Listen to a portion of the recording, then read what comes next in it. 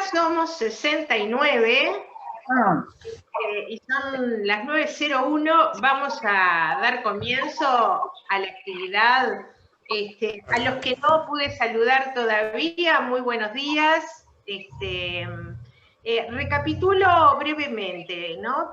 Por quienes no estuvieron. El viernes pasado dimos comienzo al ciclo Lo Infantil en Psicoanálisis y tomaron la palabra Susana García y Javier García, que asumieron la brújula del debate, subrayando algunas ideas de autores franceses que en realidad han dejado marcas en todos nosotros.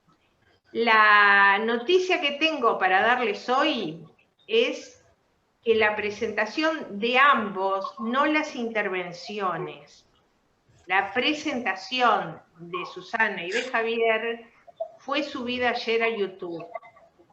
Y va a estar el link en Facebook, en redes, en Facebook, en Instagram, probablemente también en la página web nuestra. Así que quienes quieran verlo nuevamente o quienes no pudieron verlo, tendrán el YouTube, el video para verlo.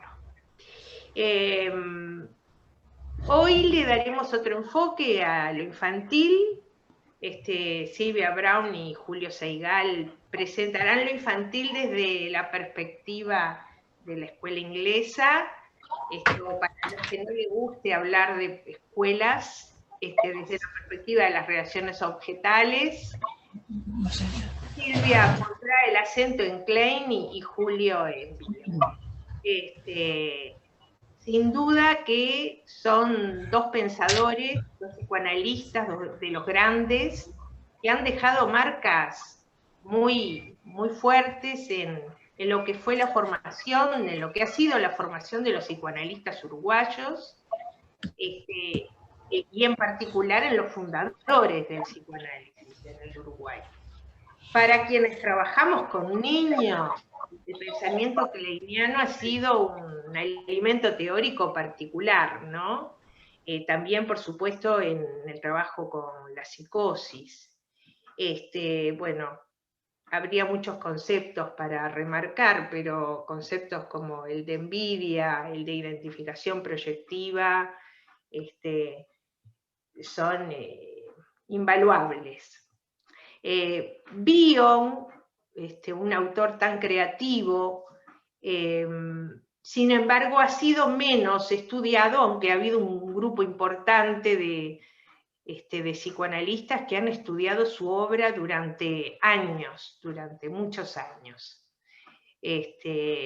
Bien, sus aportes originales se destacan en el trabajo con pacientes con trastornos psicóticos, y bueno, él generó su propio campo teórico e incluso amplió conceptos kleinianos.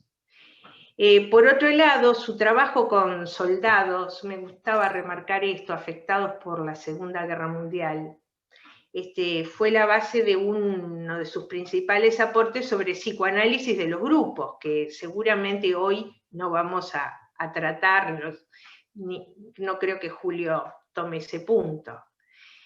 Y bueno, Julio, entonces procuraremos escucharte como señalaba, ¿no? Parafraseando al propio Bion, sin memoria y sin deseo.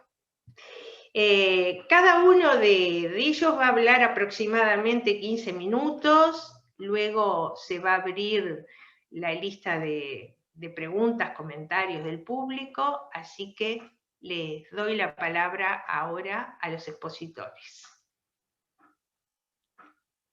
Te doy la palabra, Silvia, a ti primero. No, está bien. Sí. Bueno. Adelante. Me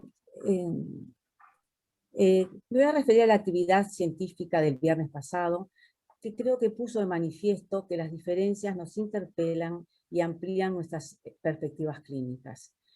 Quiero también agradecer a la Comisión Científica y a Alicia la invitación a participar en esta actividad que contempla el pluralismo teórico en nuestra institución.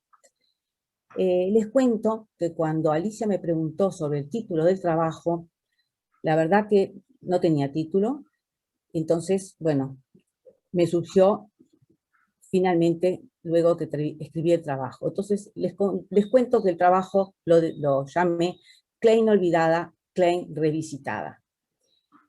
Este título expresa algo de lo que orientó estas reflexiones.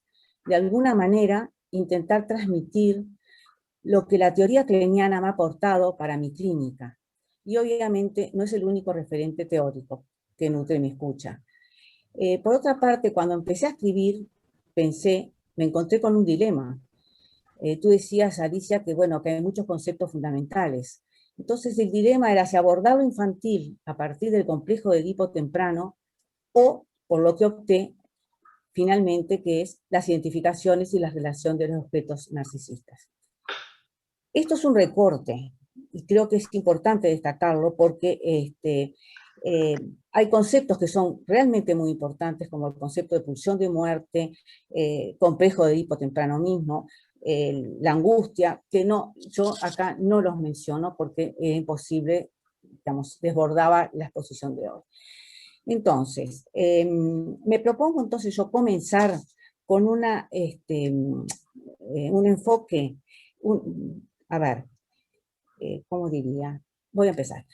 Klein, vamos a empezar con Klein, tiene una postura menos restrictiva que la metapsicología freudiana, que considera el punto de vista tópico, dinámico y económico. Yo diría que se acerca más al enfoque de Green, quien caracteriza la metapsicología como describir y teorizar los procesos que se dan del otro lado de la conciencia.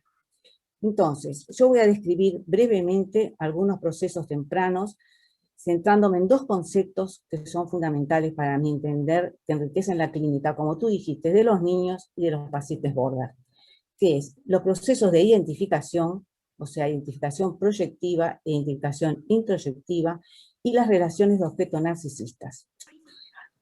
Klein, en el trabajo de 1946, en Notas sobre algunos mecanismos esquizoides, completa su teoría de las posiciones, que ya había hablado de las posiciones maníacas, pero acá se centra las posiciones en esquizoparanoide depresiva, al tiempo que profundiza el mecanismo de identificación proyectiva, lo que da lugar a las relaciones de objetos narcisistas. La concepción de las posiciones en Klein nos introduce en una perspectiva dinámica y fuera del tiempo cronológico. Las posiciones son dos tipos de organización e integración del yo que establecen relaciones de objetos diferentes.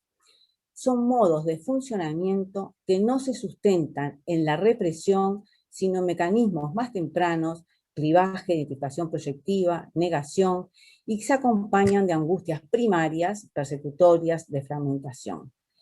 Estos modos de funcionamiento no se restringen a los estadios primitivos, sino que aparecen y reaparecen bajo determinadas circunstancias de la vida. Pensemos en los duelos, en momentos de fragilidad del yo, ¿no? Y estos en un proceso de fluctuación que es más flexible que la noción de regresión a los puntos de fijación.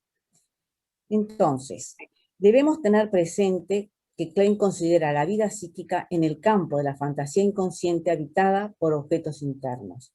La fantasía inconsciente es el contenido primario del inconsciente y está vinculado al accionar del objeto interno, objeto que en esta etapa temprana, como veremos más adelante, es parcial. Entonces, la manera que una pulsión encuentra una expresión psíquica es a través de una fantasía inconsciente, ¿sí? La posición esquizoparanoide sostiene una visión omnipotente de sí y del mundo, que es una visión, digamos, fusional y narcisista, donde se borran las diferencias entre el sujeto y el objeto. En la posición depresiva, la triangulación edípica instala una distancia con el objeto, ¿verdad?, que es reconocido como diferente y da lugar a como dice Winnicott, a esa capacidad de estar solo en presencia de otro y tolerar lo desconocido de uno y lo de uno mismo. Entonces, La posición esquizoparanoide se vincula a la importancia que le dio Klein no solo al clivaje del yo, sino al clivaje del objeto.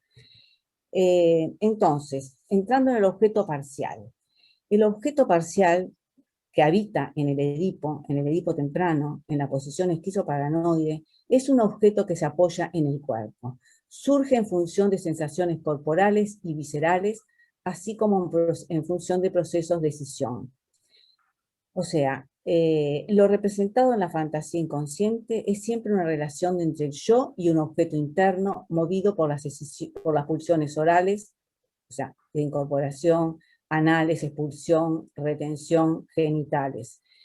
Ahora, más adelante estas fantasías inconscientes no guardan un contacto tan estrecho con las sensaciones corporales, porque pierden este carácter concreto y el mundo interno se puebla de objetos simbólicos en el tránsito de la posición depresiva, con el predominio de la identificación introyectiva y relaciones de objetos totales.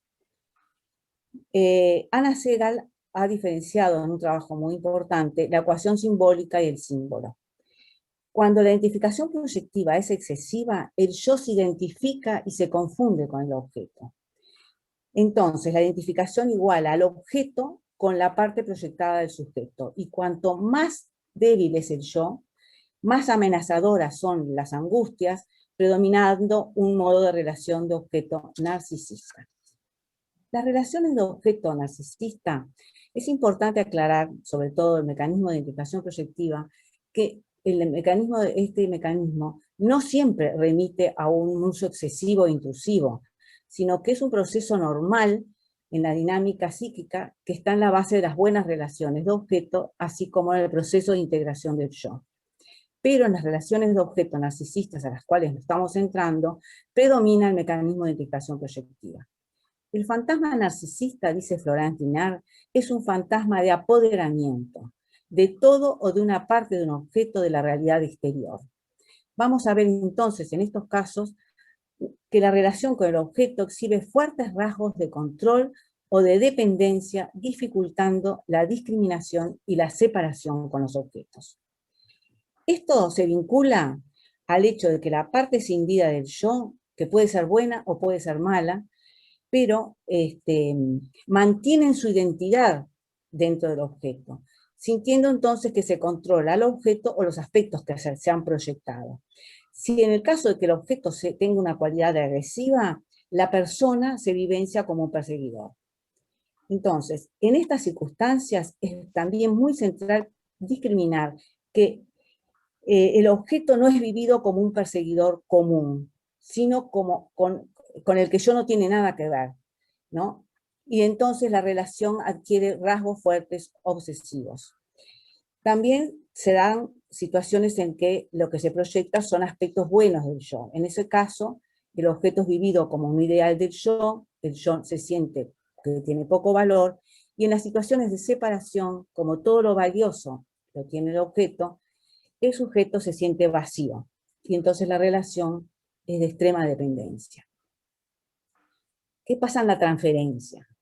Creo que todos hemos tenido la experiencia de ser vividos como objetos parcial y ser tratados con desprecio, a veces con destrato y arrogancia, o ser expulsados o abandonados con indiferencia.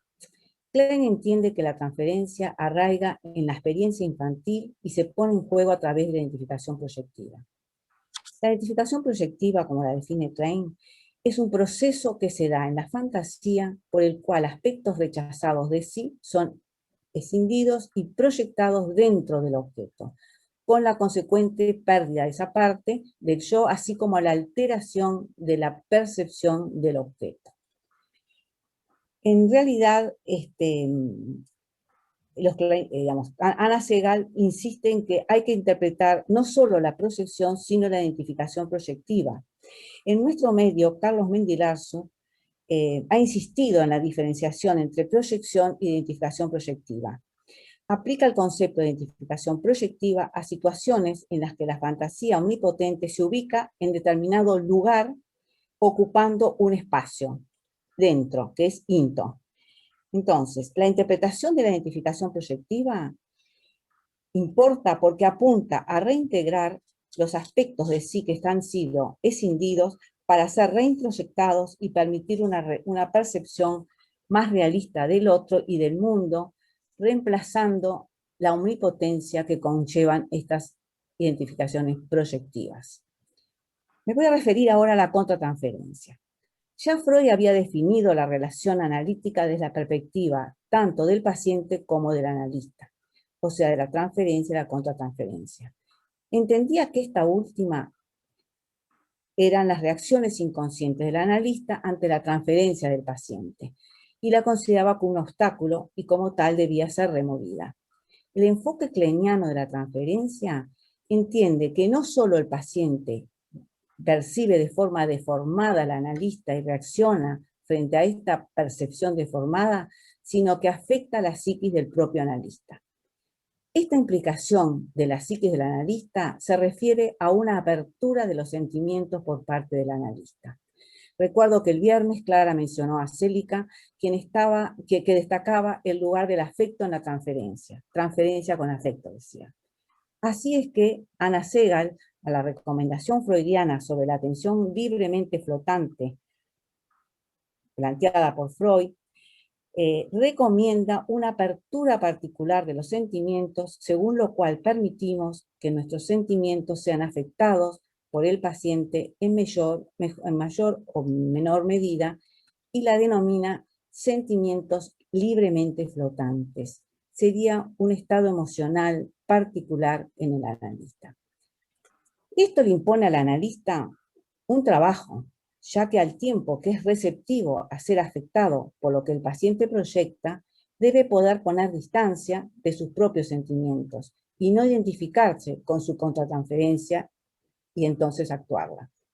Yo me voy a referir ahora a una breve viñeta de la psicoanalista Virginia Ungar, que relató en un Ateneo de Ardeva del año pasado sobre lo infantil en épocas de pandemia, que nos permite acercarnos en la clínica a la captación de ese instante efímero de la transferencia, al decir de Florence Guinard.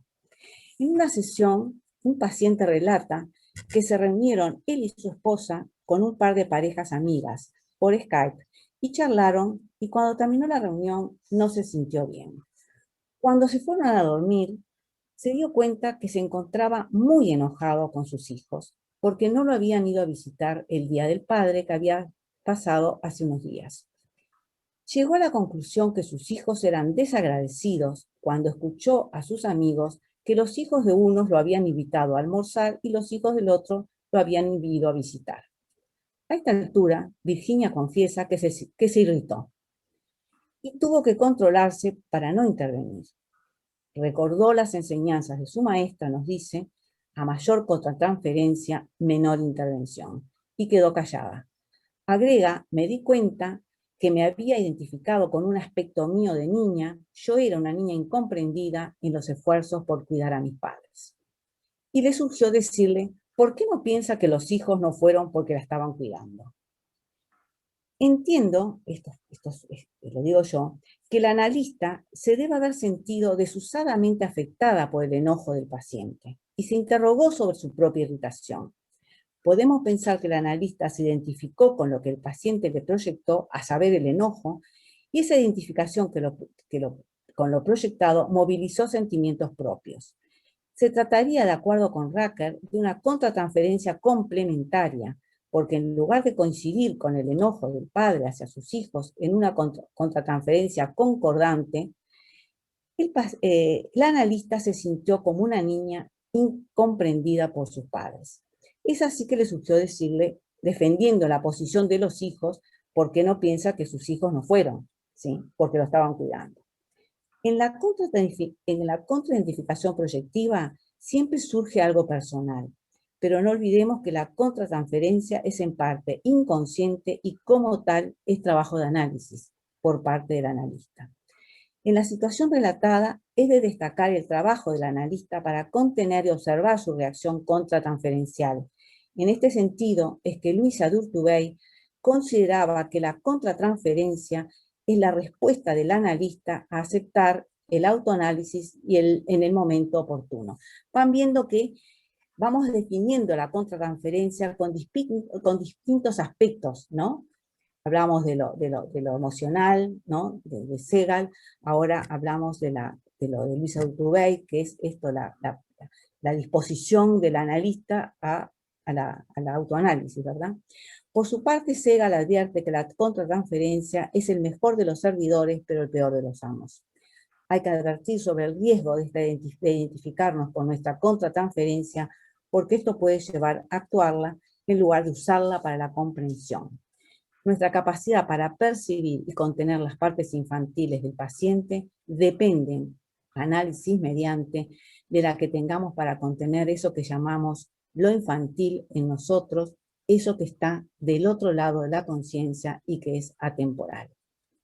Yo acá termino la exposición, pero me gustaría, por los ecos de la científica de la semana pasada, algo que me evocó el intercambio de Susana, entre Susana y Javier. Lo dejo a modo de ejercicio, nada más. Me quedé pensando en Dora, hablando de la histeria. Y me pregunté, bueno, ¿cómo pensaría desde la perspectiva kleiniana? Entonces me dije, si Dora no estableció con Freud una relación narcisista de objeto parcial. Interrupción del análisis en una transferencia vengativa, ubicando a Freud como incapaz e impotente. Cito las palabras de Freud. Las emociones de crueldad y venganza se transfieren al médico, que qué mejor venganza para estos que mostrar en su propia persona la impotencia e incapacidad del médico, se pregunta Freud. Por otra parte, ¿cómo entender esa mirada de Freud que capta la expresión en el rostro de Dora? Y él dice que le hizo adivinar, y yo diría contratransferencialmente, que Dora no tomaba en serio su pedido de cura. Esta implacable manía de venganza creo que es el afecto que liga a Dora con sus objetos parciales internos y externos. Y Freud le responde que le promete disculparla por haberlo privado de liberarla mal de su penal. Esto es simplemente un recorte pequeñísimo, ¿sí? Simplemente una reflexión, porque bueno, el historial es muy complejo y hay muchas cosas más para decir. Bueno, gracias. Gracias, Silvia, y qué lindo tejer, ¿no?, un encuentro con otro, poder articularlos. Le doy la palabra a Julio.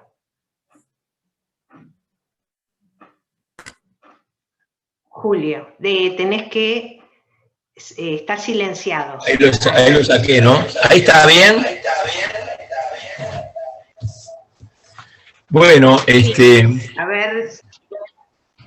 Yo les hice llegar ese resumen a través del boletín de APU,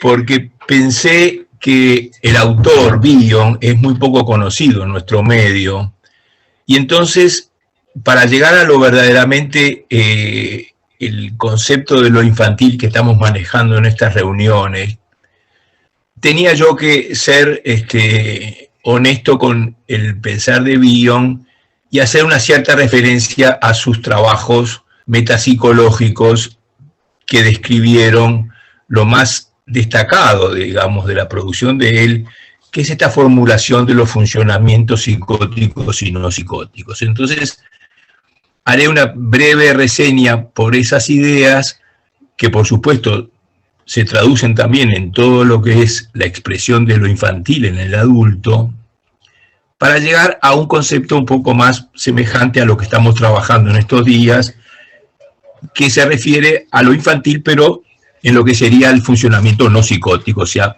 de lo que habitualmente llamamos la neurosis.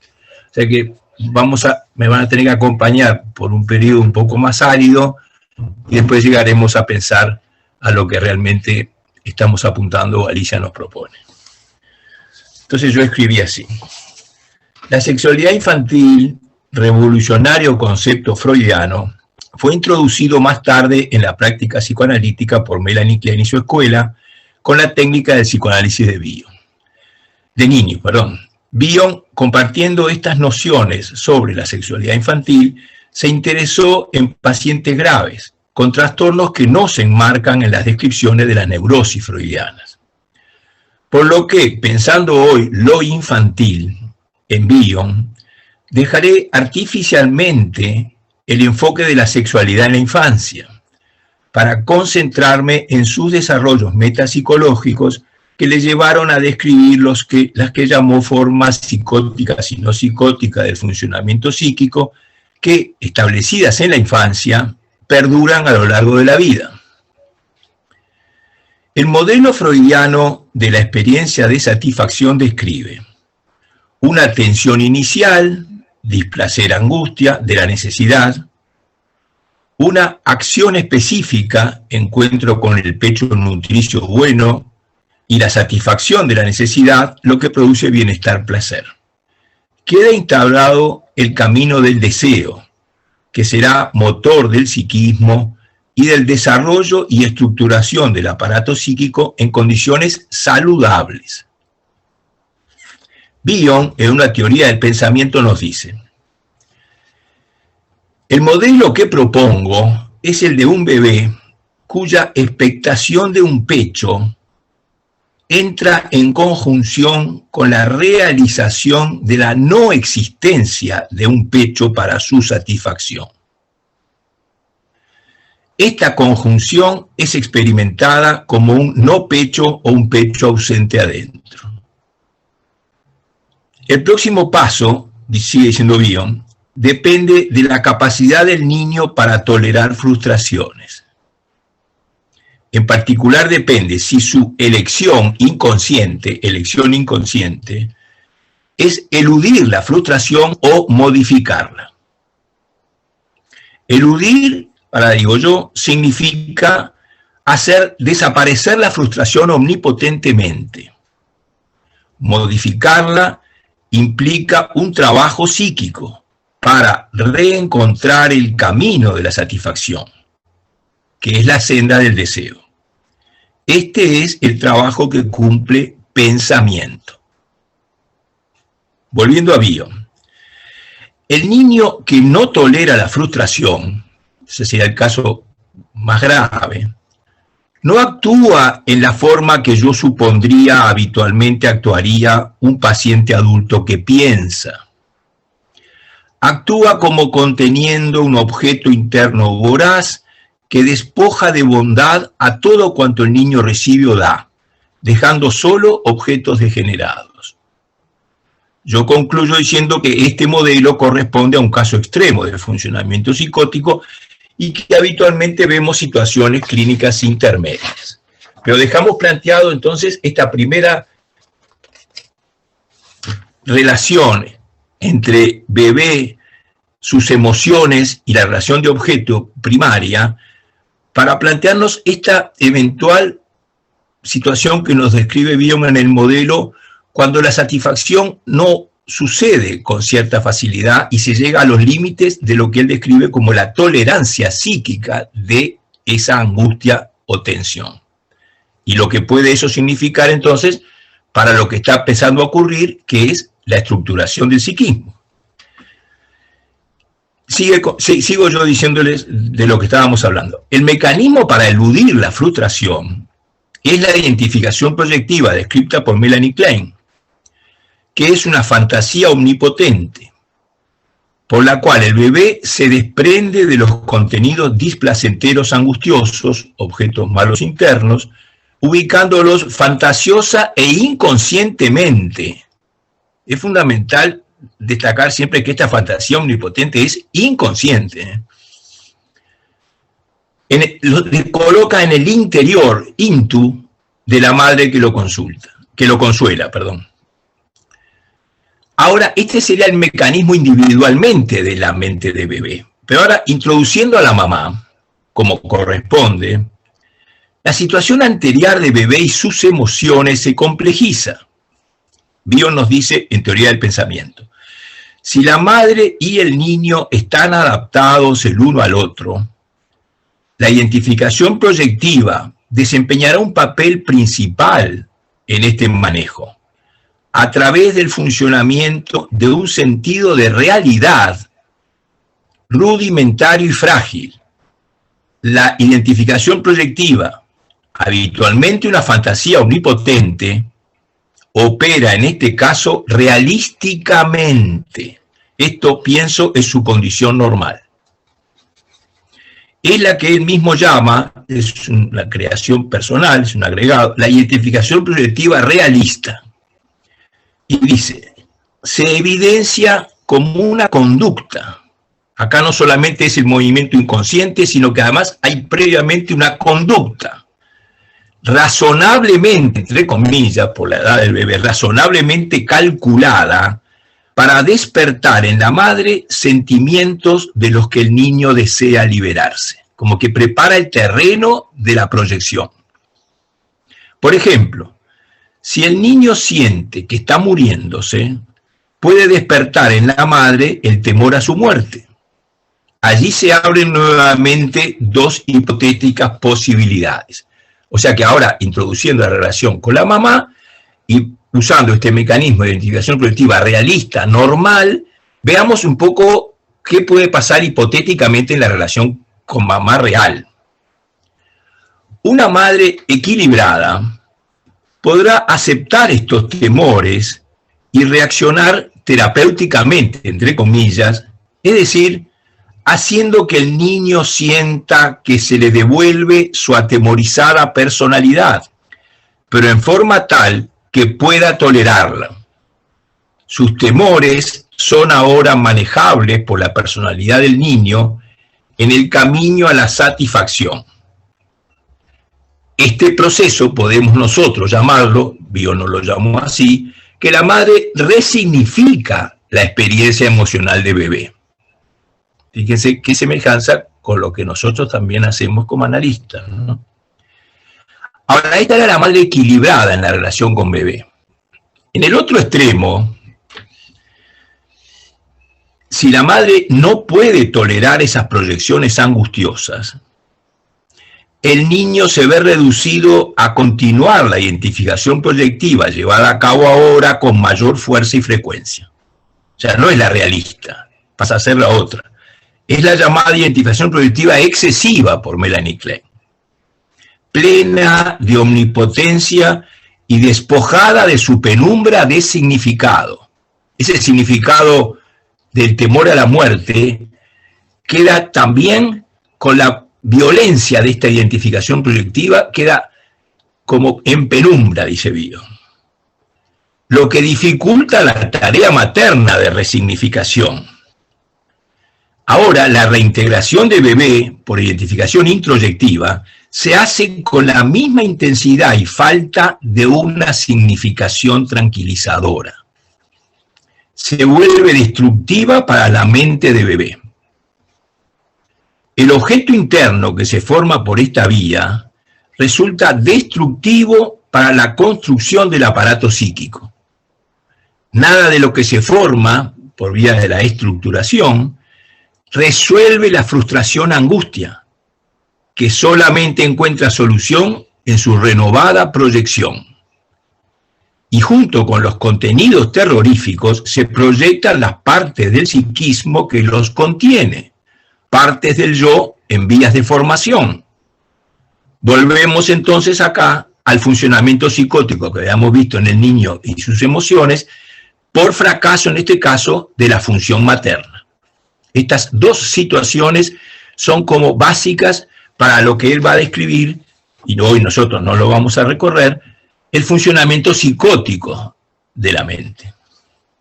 Veamos ahora entonces un funcionamiento dentro de lo considerado equilibrado o en crecimiento, y veamos el concepto entonces del reverie materno. Pensando en la madre equilibrada y comprensiva, que tolera los contenidos que bebé le proyecta y es capaz de devolverlos de modo que él se tranquiliza, Bio se pregunta en Aprendiendo de la Experiencia.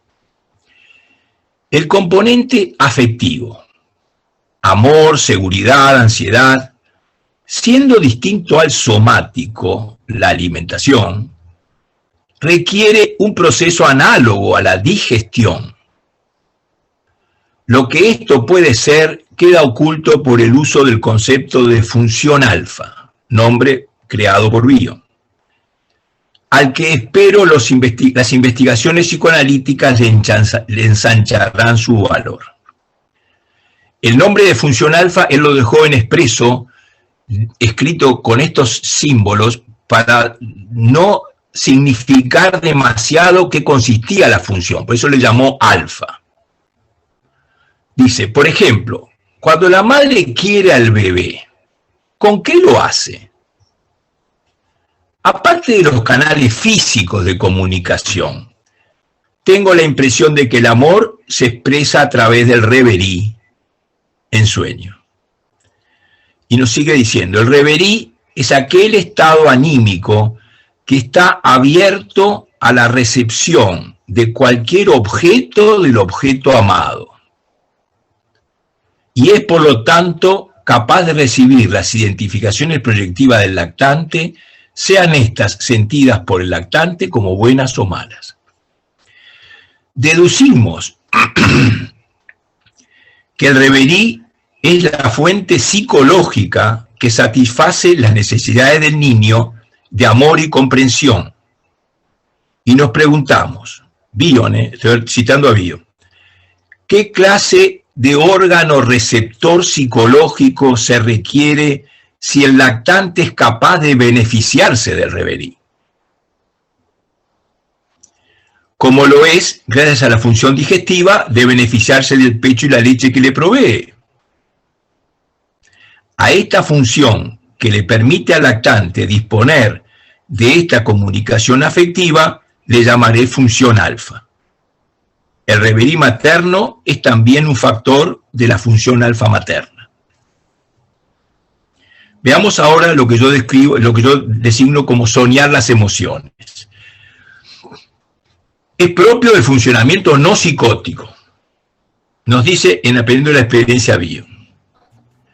La función alfa opera sobre las impresiones sensoriales y las emociones, y él dice crudas, es decir, iniciales, cualesquiera que sean que el paciente vivencia. O sea, impresiones sensoriales, fíjense, a través de lo corporal, y las emociones, que no se olviden que para Freud siempre eran la transformación de un quantum de energía. Decíamos las impresiones sensoriales y emocionales básicas, crudas, que el paciente vivencia. Mientras la función alfa opera con éxito, se producirán elementos alfa, le llama Bion. Y estos resultarán adecuados para ser almacenados y satisfacer requisitos de los pensamientos oníricos. Si la función alfa es perturbada, como vimos en los casos graves, y por lo tanto resulta inoperante, las impresiones sensoriales que el sujeto capta y las emociones que a la vez está experimentando permanecen inmodificadas. Les llamaré elementos beta. En contraste con los alfa, los elementos beta no son sentidos como si se trataran de fenómenos en términos de Kant, o sea, elementos psicológicos, sino como las cosas en sí mismas, por definición, incognoscibles. Los elementos beta no son propensos a ser usados en los pensamientos oníricos. Sí son apropiados para ser usados en la identificación proyectiva.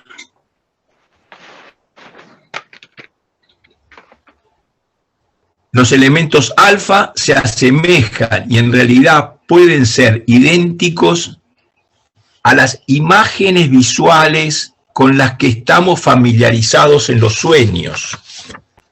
Principalmente los elementos que Freud considera entregan su contenido latente cuando el analista los ha interpretado. Fíjense que primero que los elementos alfa como los beta no son hechos clínicos, nunca se puede decir, este paciente me mostró tal elemento alfa, no, son construcciones de la teoría. Pero los asemeja a algo que sí vemos en la clínica, como son las imágenes visuales del relato onírico, del relato del sueño. y nos dice que se asemejan fundamentalmente porque aportan un contenido latente, o sea que expresan algo manifiesto, pero contienen un contenido latente. Esa cualidad me parece que es fundamental retenerla.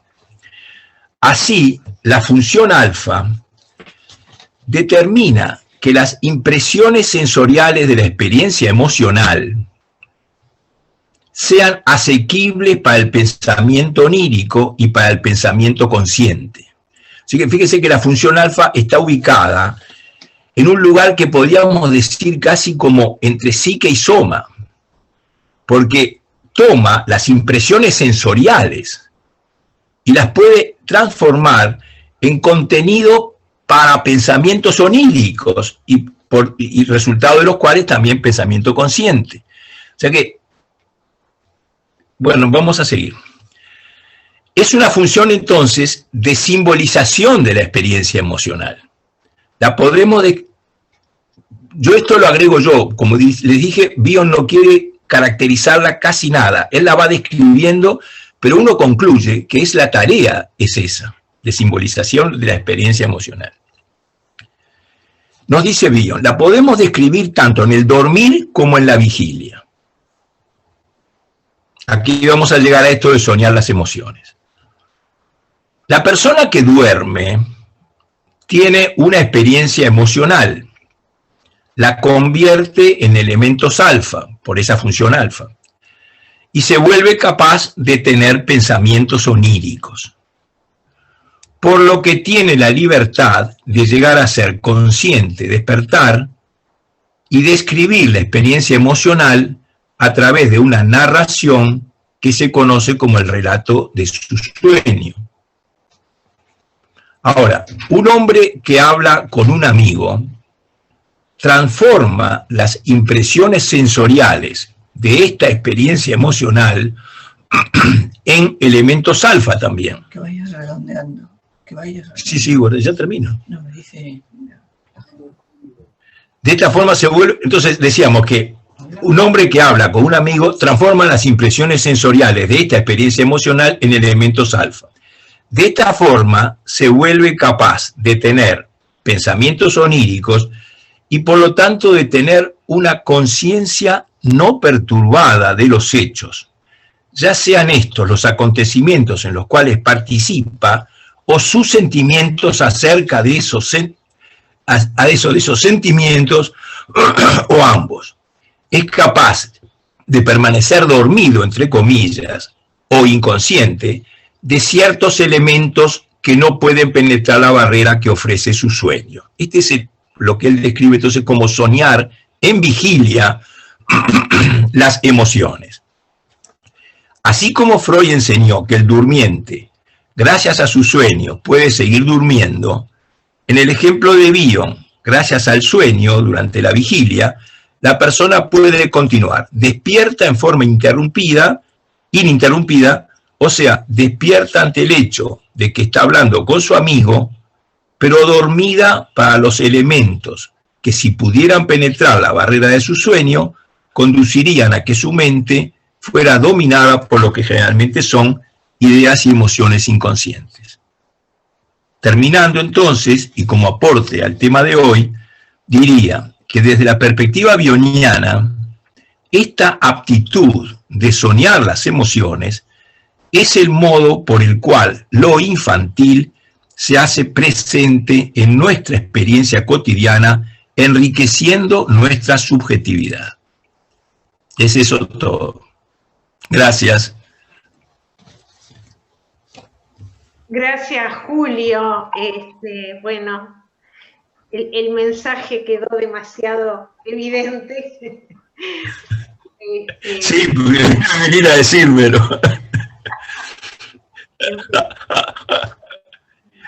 Bueno, no, yo cuando empezaste a hablar, y bueno, el tema de Bion, yo misma dije, gente que estudió durante muchos años, bueno, no puedo dejar de evocar a Pedro Gadela, ¿no? Que tanto sí, trabajaron juntos. Claro. Es bueno recordar a las personas queridas.